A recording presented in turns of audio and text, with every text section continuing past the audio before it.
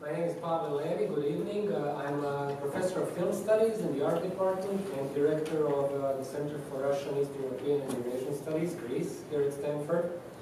And it is my pleasure to welcome you all to tonight's event, which is a presentation of the new graphic novel by Nina Bunjevac and a dialogue with the author about this work and her other work in the genre or in the medium of comics, beyond, before, and maybe after this work.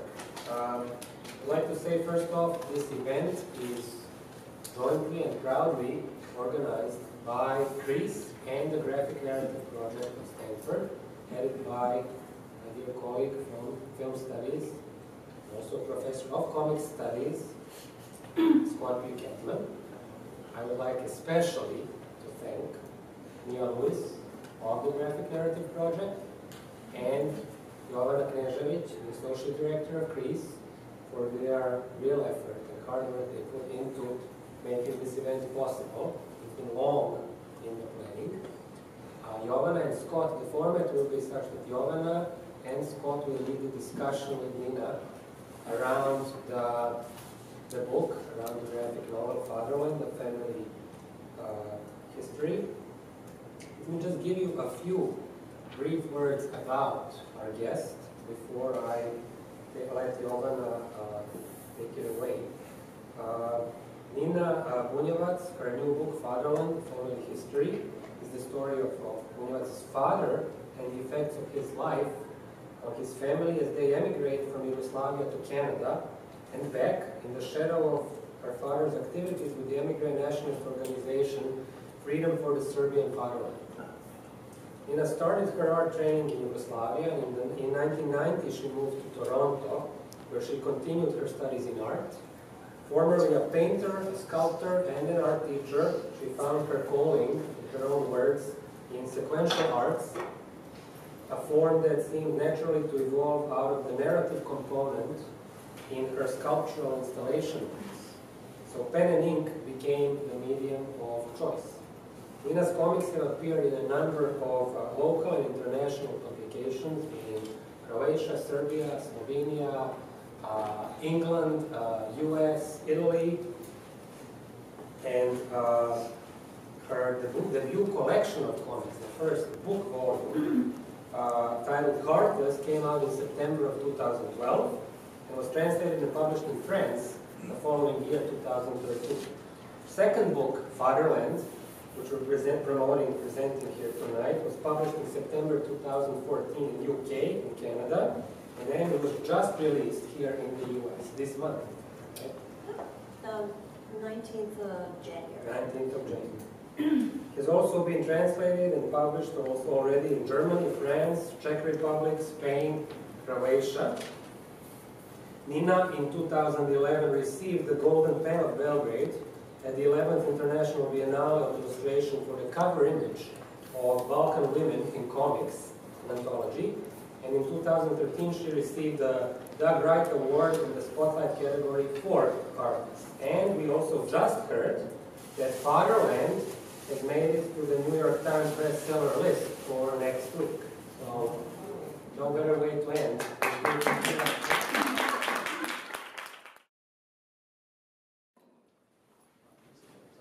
So Nina, let me add to what Pavla said to say that we're so happy that you're here with us tonight. Oh, so excited for I just want to say thank you so much. Like if somebody would have told me 20 years ago that Stanford would be inviting cartoonists or graphic novelists, whatever you want to call us, I would have told you crazy. Like this is really amazing.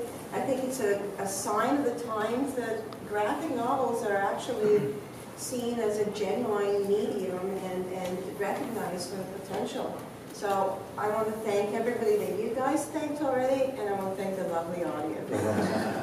Thank you for being here. So perhaps we could start by having you tell us how you came to write Fatherland. I know that there was a seed of an 11-page comic you did called August 1977. Yeah.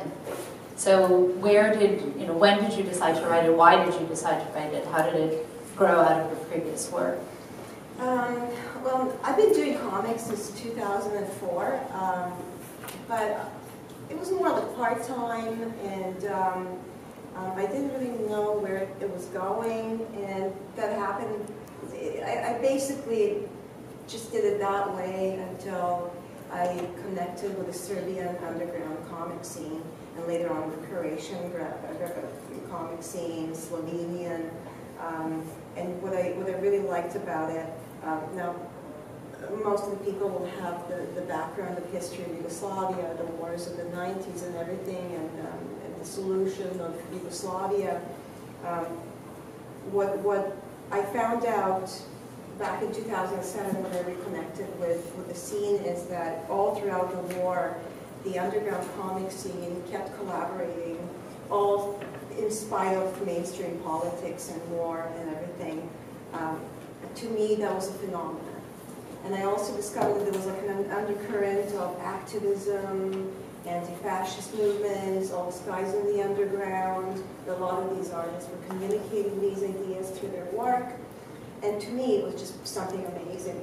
That's something I did not know existed. Now, the underground basically came out in the 90s when you had a readership of 22 million, which was the population in Yugoslavia, broken down into little segments of like, yeah, I think that 6 million is like the biggest unit as we speak right now. So the production of comics stalled seriously. This time, especially in Serbia and Croatia, during economic sanctions, economic hardships, there was a lack of materials, but artists would basically get together and work. The idea of first comic jams was born, and so I think it was like one of those like silver linings. I was so influenced by that I wanted to contribute something to that dialogue. And in 2010, I created August 1977. It was an 11-page comic. I used the last letter sent to my father from my mom, because we were living in Yugoslavia at the time of his death. My mom had escaped, fearing for the lives of her children. And I wanted to create a symbolic picture of the last 3 hours of his life. And it was also my rejection of his ideology. I also wanted to draw a parallel between his activities and the ideology that became more and more prevalent in Serbia with the rise of ultra-nationalist groups. So when the book came out, Heartless, and in Serbia, actually it's funny because it came out in Serbia first.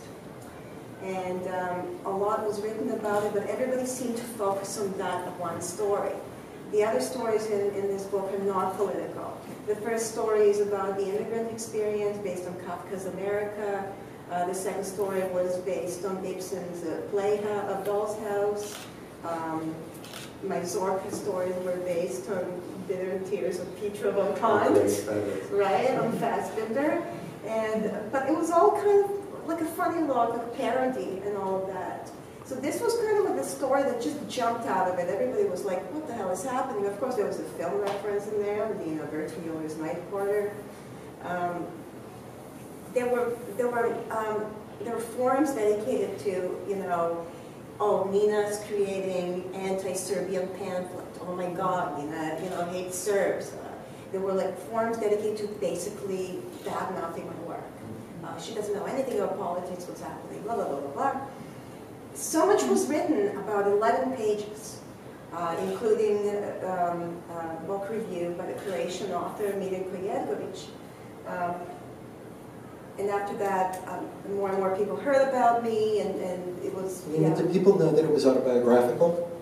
People did know, because it was written in the introduction of the book, written by a theorist of comics, Zoran Đukanović. So I started receiving invitations to exhibit with like the Center for Peace Studies in Zagreb, to attend workshops with them, the Center for Cultural Decontamination in Belgrade, which is this amazing place in the heart of Belgrade, like an oasis of free thinking, founded in 1995 by Borka Pavicevic, who was also a recipient of the 2004 Hiroshima Prize for culture, peace and culture, culture, peace, whatever.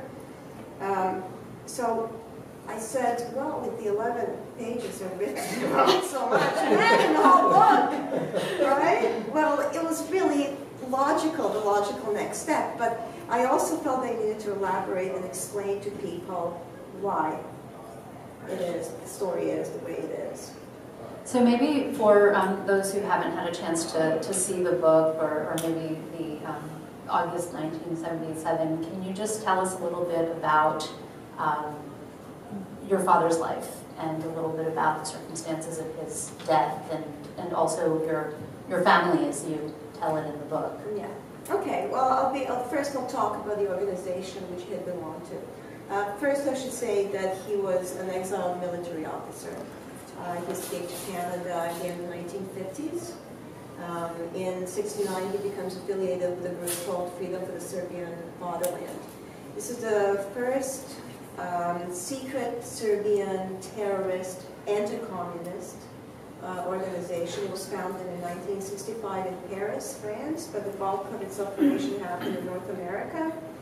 And not much was written about it because it was secret, but for example, one of the first missions which they managed to carry out was the January 27th, 1967 attack when 6 bombs exploded simultaneously at Yugoslavian consulates and embassies in 6 North American cities. So that was New York, Washington, Chicago, Ottawa, Toronto, and San Francisco.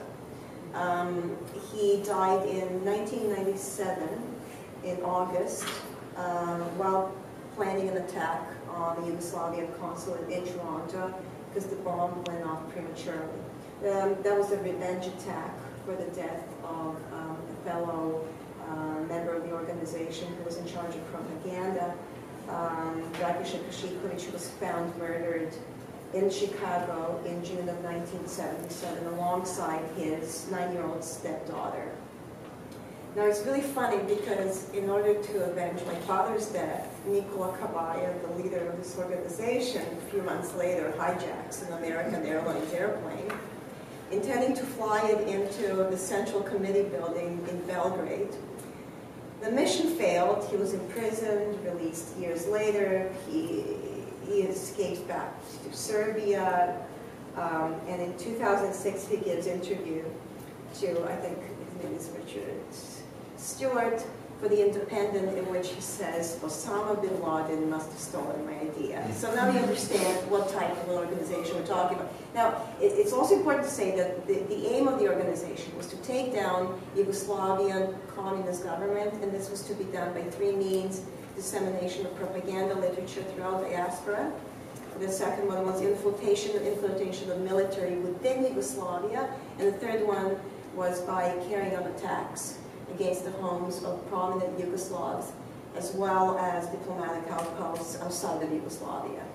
And I believe that they were quite active on all of these 3 points, which kind of explains what was happening in Yugoslavia in the 1990s. I think they managed to infiltrate too, as I'm saying. So a lot of Fatherland actually looks at the life of your father, yeah. And you were quite young when your father died. So where did these stories come from? Where did you get the material for? I also want to mention, for those who haven't read it yet, that it is structured really interestingly. The first part is very much from the standpoint of your mother and your family, and your sort of partial knowledge of what was happening around you when you were much younger.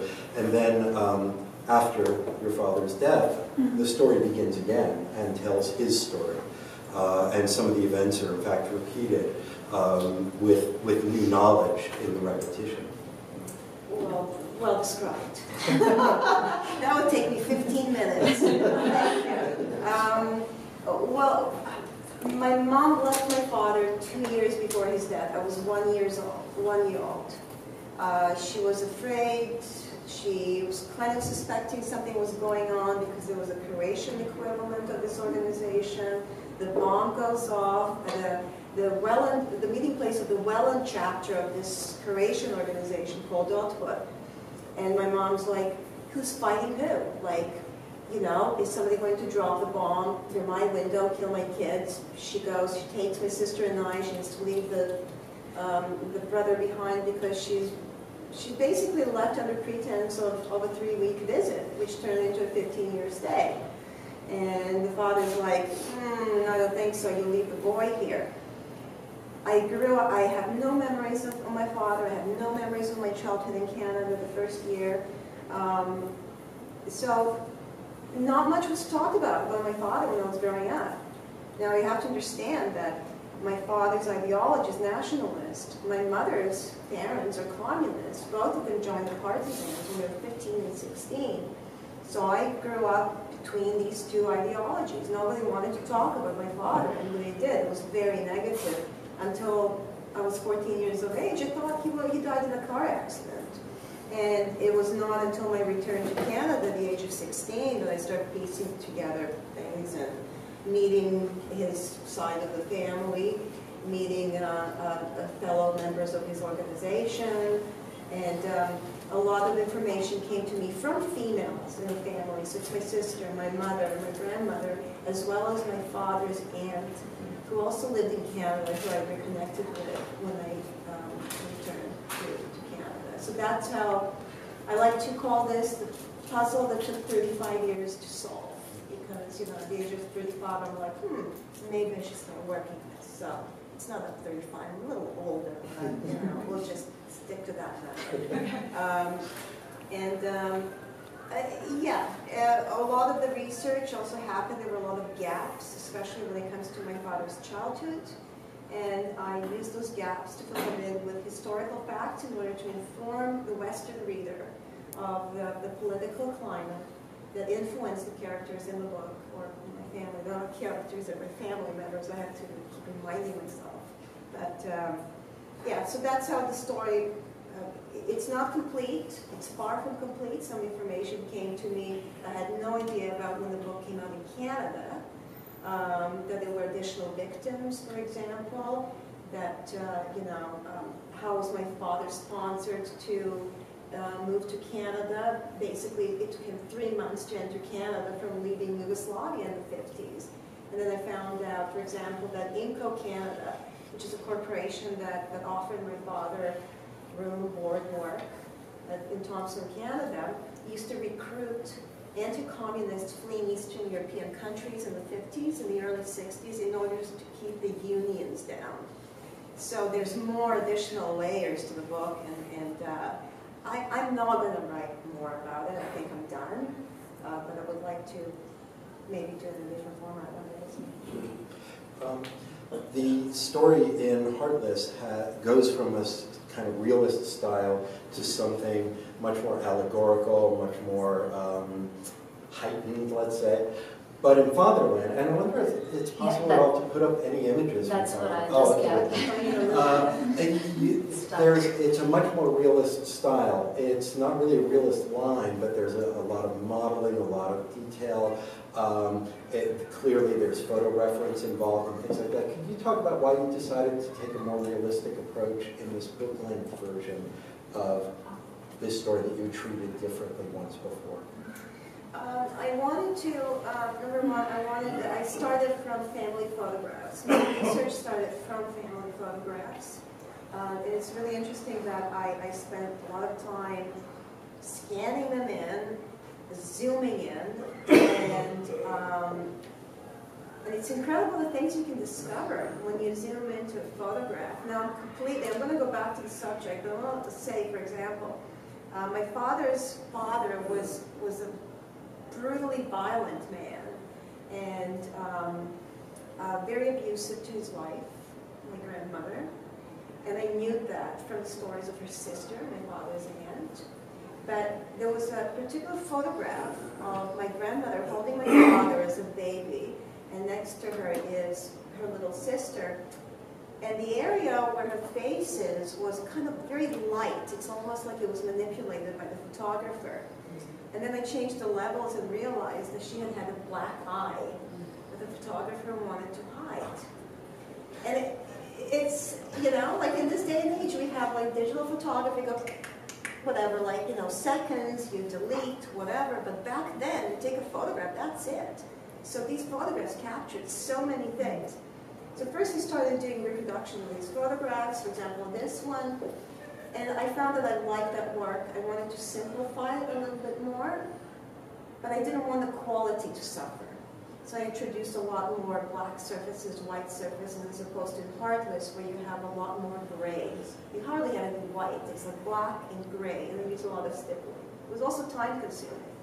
So it was really, I didn't want to spend that much time on it.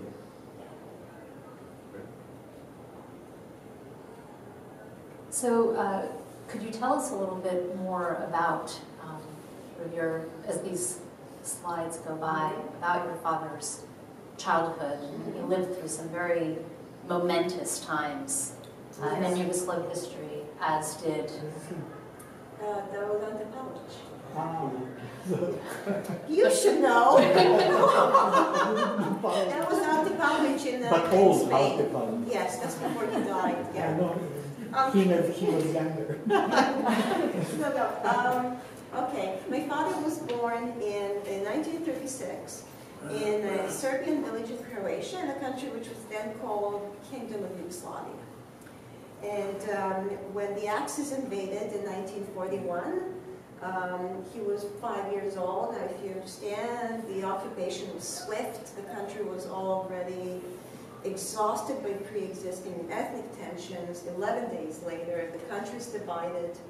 Croatia, in which he lives, is a German satellite state headed by Ante Pavlic and his Ustaša militia, which is a terrorist organization founded by Pavlic while he was exiled in Austria and Italy, whatever. So, almost overnight, all throughout the territory of Yugoslavia, there's about 24 concentration and camps. In Croatia, another ethnic group is added to the list of undesirables, that is the ethnic Serbs. In 1945, my grandfather was killed in Jasenovac's concentration camp, and my grandmother dies a few years later.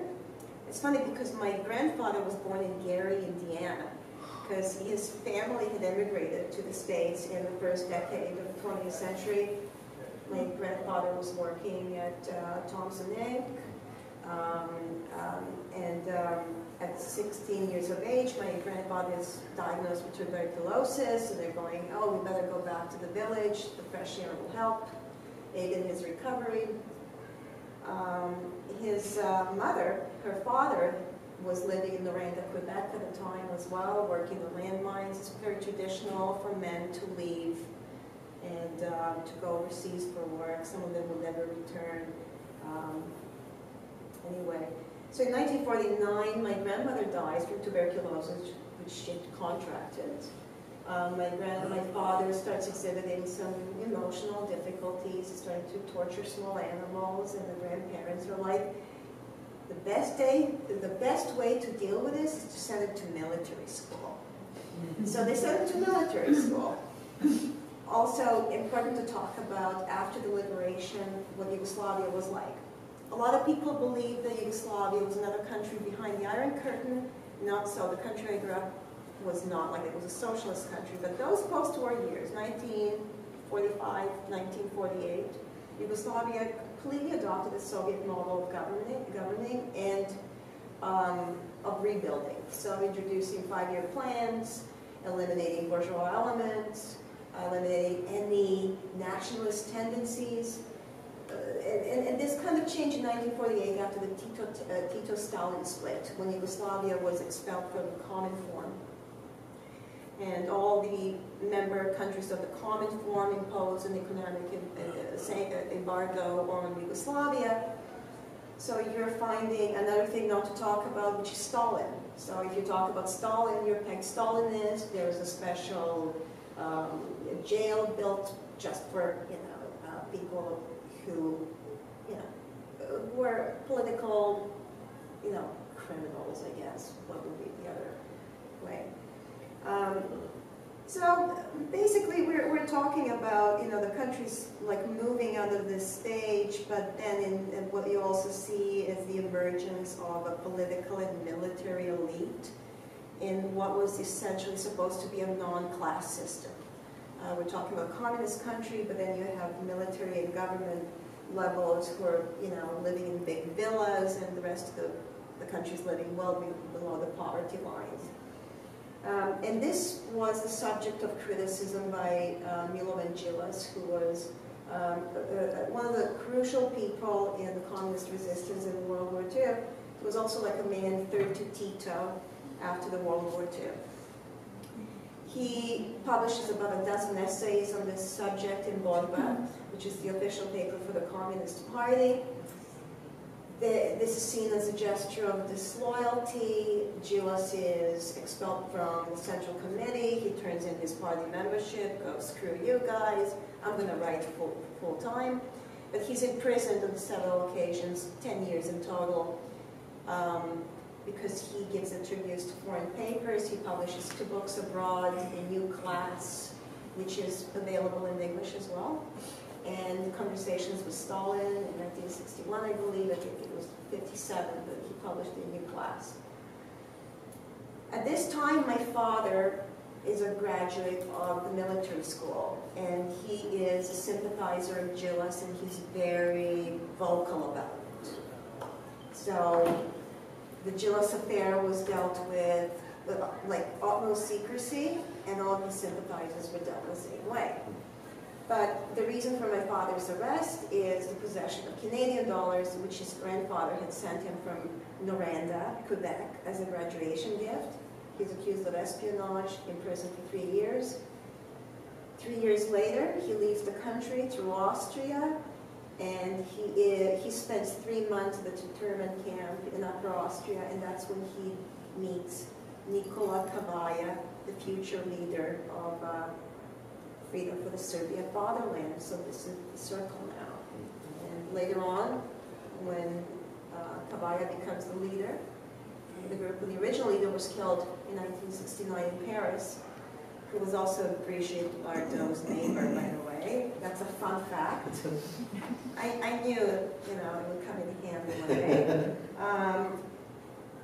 That's how they connected again, and that's how my father got involved in this organization. I thought I would take this a different direction and talk about you a little bit. Thank God. Okay. We got you here. You have worked in a range of artistic media, but you have come to cartooning. So I wonder if you could talk a little bit about what it is about cartooning that attracts you, why you think it's a medium that, you know, is suitable for the kinds of stories you want to tell. I also love, Nina provided us with some fun facts of her own, and that your list of comics influences include Drew Friedman, Kim Deitch, Basil Wolverton, and Charles Burns just delights the hell out of me. So I wonder if you could just talk a little bit about your coming to this medium of cartooning. Okay. I loved comics growing up, and Yugoslavia has a really rich history and tradition of comics. Really, like, most people don't believe me, but, like, you know, I grew up with Disney comics. I grew up with superheroes. I grew up with Franco-Belgian comics. But when it was time to go to art school, I went to art school and I said, well, I'm here to study comics. And they're like, what? It's like you could be a graphic designer, you could be a painter, a textile designer. So I said, I'll be a graphic designer. So in time, I kind of lost that connection with comics. When I moved to Canada at the age of 16, I came across a copy of Raw, where I saw the works of Charles Burns and Drew Friedman, and I loved stippling techniques, and I was really totally influenced. But at this time, the medium of graphic novels was not really that big. Like, we're talking about, I was painting at this time. So like for the next number of years, I was painting and doing sculpture installation. But it was when I started doing sculpture installation that I realized that what I had been missing, there was always something that I felt was missing. I always felt that painting was a very static medium.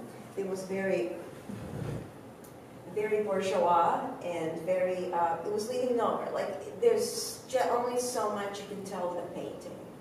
But when I did sculpture installation, I'm like, oh my God, like, it doesn't matter where you place an object or whatever, they can tell a story. So that's when I think at that time, Black Sparrow Press published little chapbooks. There were short stories by Charles Bukowski, illustrated by Robert Crumb.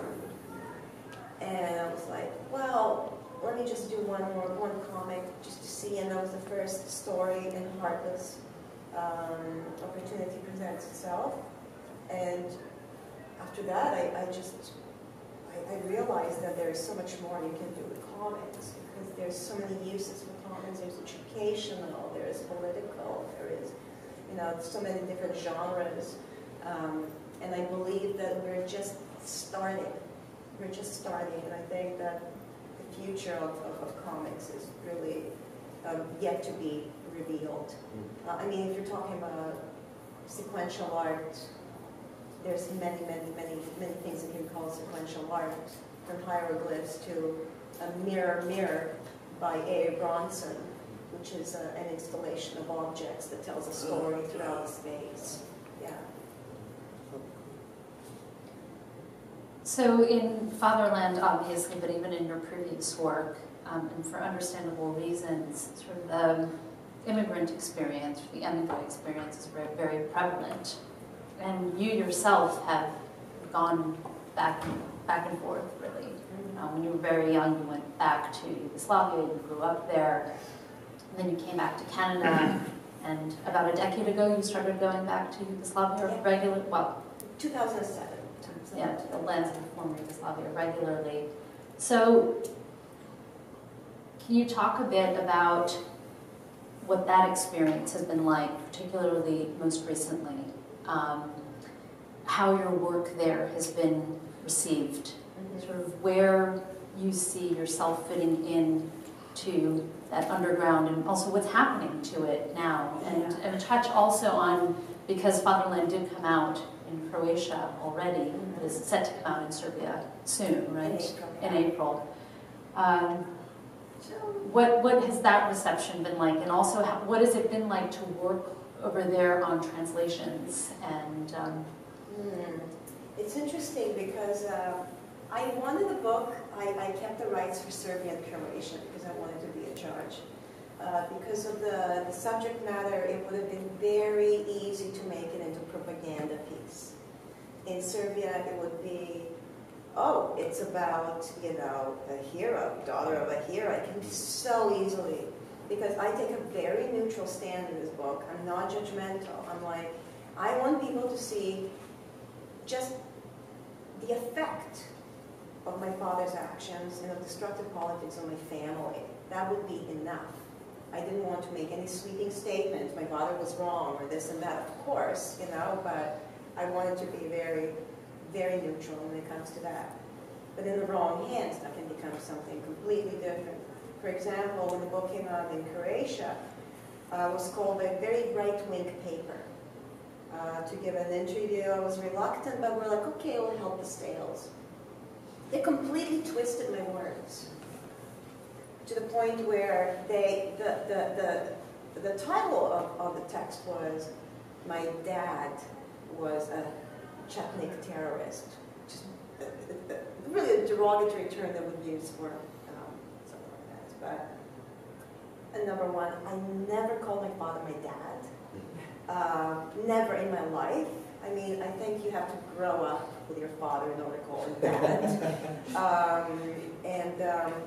So I wanted the book to come out in Croatia first, because this is where the story begins.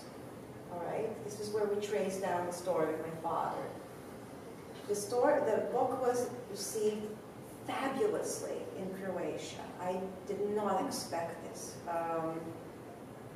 The ministry purchased 185 copies for libraries, and the second largest purchase of graphic novels in Croatia for the libraries was 100, and that was for Balkan women in comics. So that was an astounding success. Croatian president bought a copy, the Minister of Culture bought a copy, we couldn't believe it. I don't know what's going to happen in Serbia. I have the same publisher, which is a Croatian publisher, and we are going to promote it as a Center for Cultural Decontamination. Hopefully somebody will buy it. But if I want to make any kind of statement with this book or anything, is to help cultural exchange between the two countries. Because if you have, 10 million people, on the market buying books, that's good for the market. That's good for publishing industry. And so I don't know what to expect in Serbia. Croatian experience was really, really, really good. I can't complain. Yeah, but you wanted to also know about my experience going back to Canada, right? In 1990, I went back to Canada. Again, they tricked me. They said, go visit your brother. Ended up staying for 25 years. Okay, that's why I didn't go back for 17 years, because somebody's going to trick me again. Like when Zograf invited me to exhibit my work in 2007, it was like, do I go, do I not? Because this is like for the second time that a short stay became permanent, right? But it's really interesting going back to Canada. I felt like somebody had just dropped me in a deep end, right? Like I was just like, okay, I found myself in a country I didn't speak the language, and of course I gravitated towards the Serbian community. And this was very, very important for me because I realized the destructive influence diaspora can have on the motherland. And if you look back at the creation of Ante Pavlić's Ustasha in diaspora, in exile, and then Otpor, which was the Croatian equivalent of the organization my father belonged to, which I spoke about earlier. Because the leader of Otpor became a Minister of Defense in Croatia in 1991, Vojko Šušek. He was a pizza delivery guy in Ottawa. And so I discovered that there's always something brewing. Whatever happens in any country that has large diaspora, you can rest assured that it's brewing somewhere in diaspora. And it's always connected with the religion of the church, which to me was kind of an eye-opener. I have to admit that for the first 2 years, I fell victim to the siren song of nationalism because I didn't know. The news about the war in Yugoslavia came to us by two means. One was the satellite transmission of Milosevic's TV stations and news, which was fraught with propaganda and lies. The world hates Serbs. The world hates Serbs. It's all lies. Nothing's going on. It's all lies. It's lies. And on this end, you have Western media, which demonized Serbs generally. And the Serbian community, we kind of found ourselves sandwiched between these two sources of information, and everybody was just lost. And which culminated to maybe 1999 during NATO bombing, when there was, at this point I remember being angry and going, why does the world hate Serbs? I didn't understand, because my grandparents didn't even inform me what nationalism was. I had no idea. I was like so sheltered in socialist Yugoslavia that I didn't know. I couldn't defend myself. And, but it was thanks to books. There were quite a few eye-opening books that came to me at that time. And one author was Dubravka Uglješić, who is a Croatian author who lives in exile in Austria. She wrote 2 books on this very subject, A Culture of Lies and the Museum of Unconditional Surrender. And then Granton, number 67, that same year, 1999, publishes in Women and Children First, an essay by a Serbian author, Jasmina Dušanović, who was the founder of the first feminist publishing house in Serbia. Now, just to talk a little bit about Dubravka, she and about 4 different female authors in the early 90s in Croatia were very outspoken against nationalism. And in 1991, the Croatian paper Globus published their personal information, their names, marital status, where they worked, where they're from, blah, blah, blah, and they faced constant harassment. Dubravka left the country because of that. And when I read the work by Jasmina Dušanović, it was called Diary of a Political Idiot. She was also forced to leave the country because her experience was eerily similar to that of Dubravka Uvešić. And that was at that point where I'm like, wait, this is not Serbs against Croats, this is the tradition versus the progress versus novelty, right? And at that time I made a connection between my father's ideology, and I finally understood what was going on. And that was not a good thing to realize. That was like soul-shattering, because I became like severely depressed. I realized I decided not to have anything to do with the Serbian community, not to do anything with the old country. I completely cut my ties. Mind you, I went for a quick visit in 1997, and this was Milosevic, Serbia. And I did not recognize my country. That was not my country. It was gray. It was depressing. People were unhappy. I could just tell that. Anyway, but it was not until 2007 I came across Alexander Zograv's book, Regards from Serbia, which, for those who are not in the know about it, Alexander Zograv is a Serbian cartoonist, and Regards from Serbia is a collection of daily comic strips that chronicle lives of normal, regular people in Serbia during economic sanctions in 1993 and NATO bombings in 1999. And this to me was a unique way into the lives of regular people, not warmongers or warlords as the Western world will have you believe all Serbs are. And that was really, it was thanks to these books that I kind of found my way back. I connected with Zograv. He invited me to exhibit some work, and again, we go full circle. It was the Serbian and Croatian and Slovenian underground that inspired me to do comics full time and to contribute more. I think we should open this for other people to ask questions or have comments. But I just want to say it's just such a lucky bit of timing for us that I was just excited to have the author of Heartless coming to visit us at Stanford. But now there's this remarkable book which has just appeared, just raises this event, I think, quite a lot. Anyway, are there people who have questions or comments about? Yeah. I have a question that you might not be able to answer, but I just found myself wondering if the fact that you didn't actually know your father and you don't have real memories from the time that you were with him, do you think that made it possible or easier for you to write this book? Because I sort of wonder, it was interesting when you talked about the depression and the full realization of what his actions caused. And I just sort of wondered, if, say, you grew up with him until you were age 10 or 12, might it have been harder to separate? Perhaps it could have influenced it as well, I think. That's a very good question.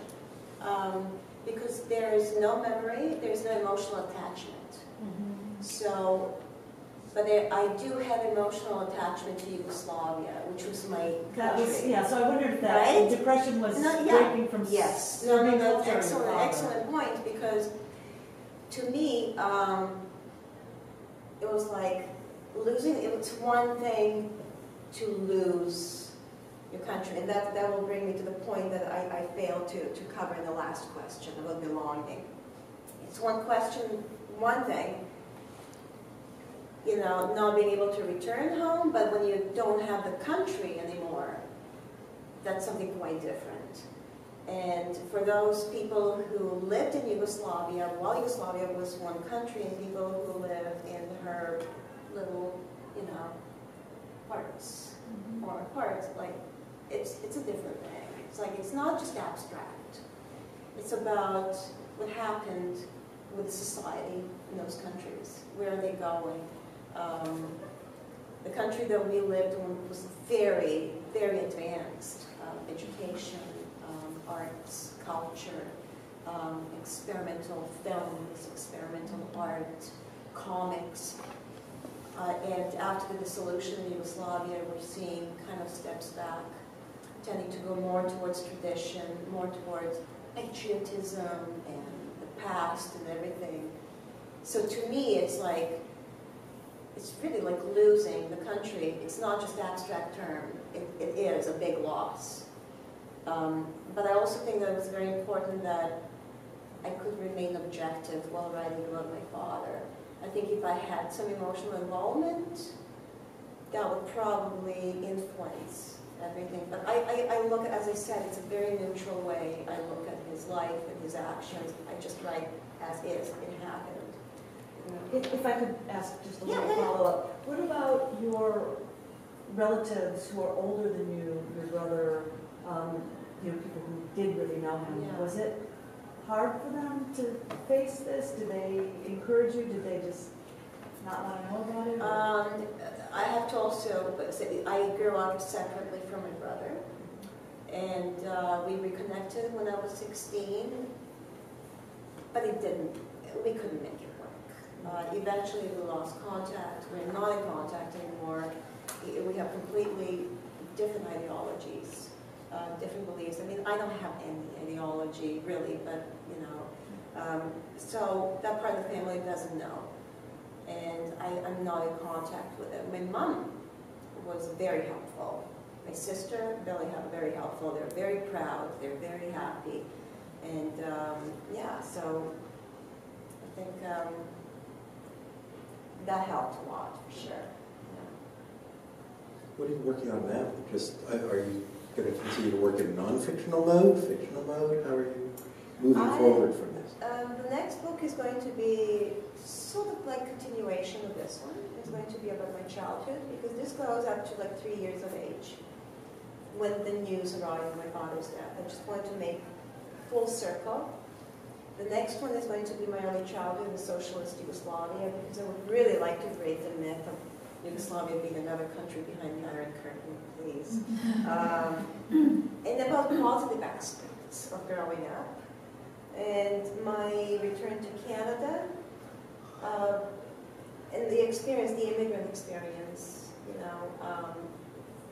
which is, I think, very important, especially in the context of, looking at terrorism these days, and who are the at-risk groups, whatever. Like, I'm going to tell you what a life is like for an immigrant. If I came back with Canadian citizenship, and I found it increasingly difficult to, to find Canada, to find it as a home. You can imagine for somebody who is in exile, somebody who had no choice, somebody who has nowhere to go back to, didn't have that option. I would also like to visit that, issue of belonging versus not belonging. Where do you belong? Where is home? And one thing that I found very interesting is that Canada doesn't feel like home. 25 years later, my birthplace. Serbia doesn't feel like home. But it is like this, my artist and activist friends, like they are home. Like wherever I am with them, I feel like I'm at home. Now, it's an abstract term. Like I can't live in friendship. Friendship is not a place, a country. But I think that's something that will probably follow me for the rest of my life. Yeah. Just a banal question. How long did Fatherland take you to produce?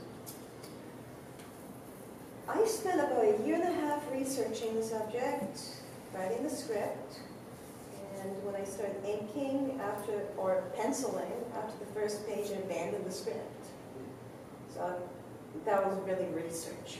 It took me about 1.5 years to finish inking it. And that's probably because I had a deadline with the publishing. I don't think that, Those deadlines are good things. really good. Are there other questions? Yeah.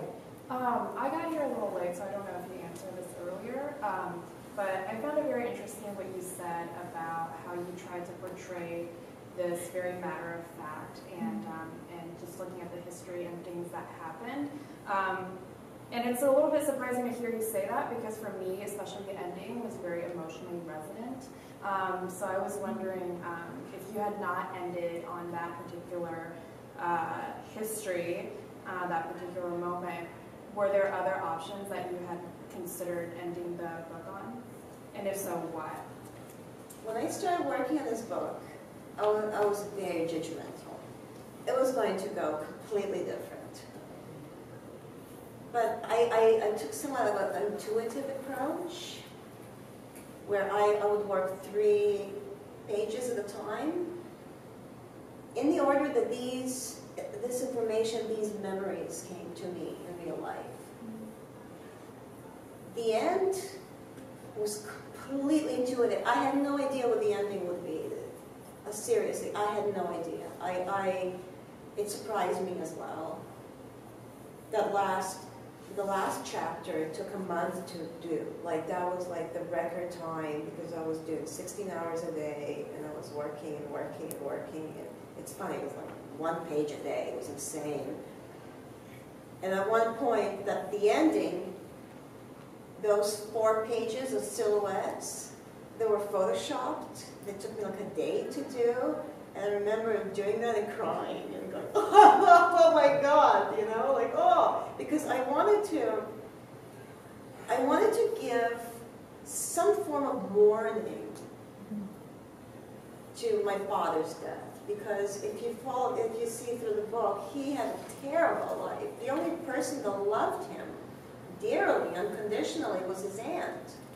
And this is the woman who experienced his loss profoundly, in a profound way. And I did that for her, for that feeling, because I also wanted to explain why the split was so severe between 2 sides of the family. And I think that will be a little bit more evident in the next book, when people realize what went on after that. Did I answer the question? Could you describe the ending just a little bit more for people who haven't? The ending is the news arriving of my father's death and my aunt receiving the call. Her exact words were interpreted as images. Her words about that were, I felt like the ground had opened up and I fell. And I've been falling ever since. And then the boy fell, and we've been falling ever since. So basically, those are the silhouettes. She becomes a silhouette. She's hunched over in pain. She becomes a silhouette. The ground opens. She falls. My brother falls in. She embraces him, and that's basically the end of the book. The bird is there because immediately before she hears the news, my brother shouts, Mara, Mara, there's a bird on the window. There's a bird on the window. And she goes and she's like, there's no bird. He's like, yeah, there's a bird in the window. She's like, honey, there's no bird. And then, you know, the phone rings. Now, it's important in the Balkan tradition of dream interpretation to see a bird as a message. So the bird is a messenger, and I use the symbol all throughout the book. When the news arrived in Belgrade of my father's death, there's my grandmother dreams of a murder of crows perched along power lines. And the book also begins with me watching a documentary about birds. I love birds. I'm a bird watcher too, so that was a little bit of a pleasure thing too. But yeah, so the last image in the book is the silhouette of a bird in the window. And whoever wants to take it whichever way, peace, message, whatever, it's fine with me. I mean, I think with this book I cannot make peace with that part of my life, so. That's interesting, because part of this ends with a sort of montage of illustrations that you've done for different sources, some of which are really supernaturalistic works, and again, an engagement with the natural world. Why is this the ending of this book? Why did you go for a non-comics piece to conclude? Well, I wanted to have it sort of the almanac thing. I didn't want it it to be like just like a book per se and stuff. So it's kind of like my business card in a way. But I do, like those were done for the Toronto, City of Toronto Department for responsible for the green areas, protection of the green areas in the city. And these illustrations were done as signage, park signage, which identifies certain species of wildlife in Toronto. But I think there's also that connection between the Balkan traditional witchcraft and the animals that exist in the natural world that always appears in my work. It's one of the areas of interest. It's different. It's very pagan. It has nothing to do with Western witchcraft. All right? Trust me. Questions or comments? Yeah, go ahead. If you don't mind. So I have a question about doing this kind of work. It's not this like specific story, but I just think of sort of a novelist or an academic who will write a draft and go over and rewrite and edit. Mm-hmm. How do you work in this genre? Do you work a page until it's done and never go back and change it, or did you? And it sounds like here you had a deadline, but in general, do you get to the end and then go back and take frames out or pages out or change them, or is it? I'll do 3 pages at a time, and I try to be like a normal cartoonist and have a script and write, but I can't do it. I'll write notes maybe, but it's when I go to bed and lie down and I think about the next 3 pages. I'm like, this is going here, this is going here, this is going here, this is going here. The image is there, I draw it. I'll do an entire chapter that way. I'll scan it in, I'll add text later on. So I'll edit the text in Photoshop. If I go back and I do, like for example in Fatherland, I went back when I did the originals were like 11 by 14. And when I shrunk it down and printed it out, I realized that the outlines were too fine. So I went back, entire book, and I redid the outlines to be thicker. And then I would look at the overall page design and sometimes say, okay, I tend to get lost in detail, one frame, but once the page is done, you go, whoa, the overall page composition doesn't work. Maybe there's like medium shot here, medium, oh, let's do a close-up somewhere there. I did on 4 different pages, where I would add like a close-up, especially a part with my mom. I'd provide a couple of close-ups of her face. And I would also perhaps, even if I spent a day inking a frame, if it doesn't work on the entire page, if I need a silhouette, I'll just go over with black and cover everything, because I don't want the overall design to suffer. But is that something you then do on the computer, or do you go back to a piece of paper and? Piece of paper, I'll cut it and then I'll paste it, because in Heartless, every story was done differently. There are stories where I did frame by frame. There's stories where I did page by page. But with this book, I wanted to have originals that are like the book, except for the pages that repeat. The first part and the second part, what you were talking about, the story of us leaving Canada, it's repeated, because in the first part, you just know there's this fear my mom feels. It's just fear. But in the second part, you understand why she's afraid. So the same pages are repeating, but the rest of the pages are all as is, without the text. So I'll basically do the second piece of paper, glue it on, and scan it like that. Why do you want to work that way for this book? I wanted to sell originals. Yeah. I want to make money. Let's talk. We'll talk. Fabulous. Yeah, I want to ask a question about the aesthetics, the style of the book, but in a kind of macro rather than micro way.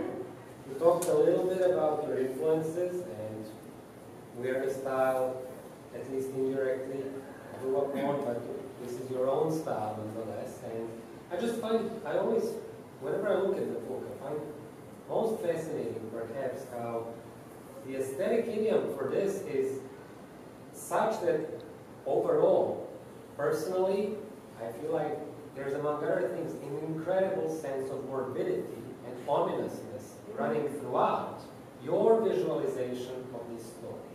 I know we've talked a little bit about things beforehand, and you mentioned how you are, among other things, very endorsing of changing styles.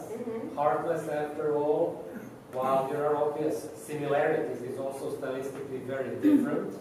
And I'm curious, for example, because one of the interesting things thematically is that while there is, of course, Yugoslavia and Tito and socialism, in a certain sense, socialism is very much the kind of slippery context, or kind of the absent context of this. When you mentioned that you are interested, for example, in continuing to work further on your years in socialist Yugoslavia, do you foresee the use of, say, a different stylistic idiom for portrayal thereof, or similar to this? I mean, is this style, I don't know if you even thought about this way, but is this style directly linked to this topic and this aspect of the story that you wanted to tell?